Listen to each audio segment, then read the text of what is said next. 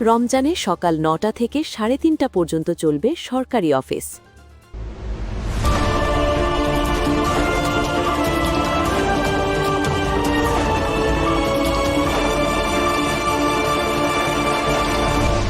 Channel CB.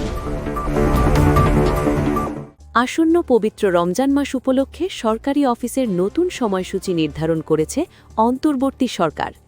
বৃহস্পতিবার অন্তর্বর্তী সরকারের উপদেষ্টা পরিষদের বৈঠকে এ সিদ্ধান্ত অনুমোদন দেওয়া হয়।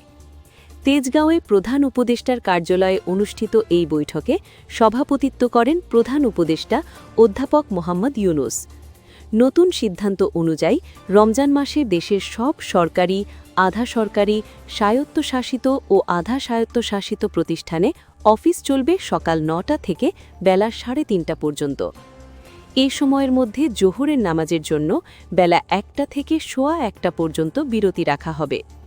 বৈঠক শেষে রাজধানীর ফরেন সার্ভিস একাডেমিতে আয়োজিত সংবাদ সম্মেলনে এ তথ্য জানান প্রধান উপদেষ্টার প্রেস সচিব শফিকুল আলম।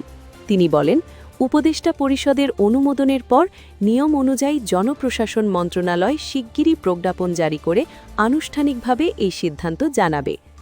সরকারি সূত্র জানায়, চাঁদ দেখা সাপেক্ষে আগামী ১৮ অথবা ১৯ ফেব্রুয়ারি থেকে মাহে রমজান শুরু হতে পারে। সে অনুযায়ী অফিসের এই সময়সূচি কার্যকর হবে। রমজান মাসে কর্মঘণ্টা কিছুটা কমিয়ে আনার ফলে একদিকে যেমন কর্মকর্তা-কর্মচারীরা ধর্মীয় ইবাদতে মনোযোগ দেওয়ার সুযোগ পাবেন, অন্যদিকে সরকারি দাপ্তরিক কার্যক্রমও নির্ধারিত সময়ের মধ্যে পরিচালিত হবে বলে আশা করছে সংশ্লিষ্ট মহল। এই ছিল রমজান উপলক্ষে সরকারি অফিস সময়সূচি সংক্রান্ত সর্বশেষ খবর। ধন্যবাদ। Subscribe now for daily news and updates.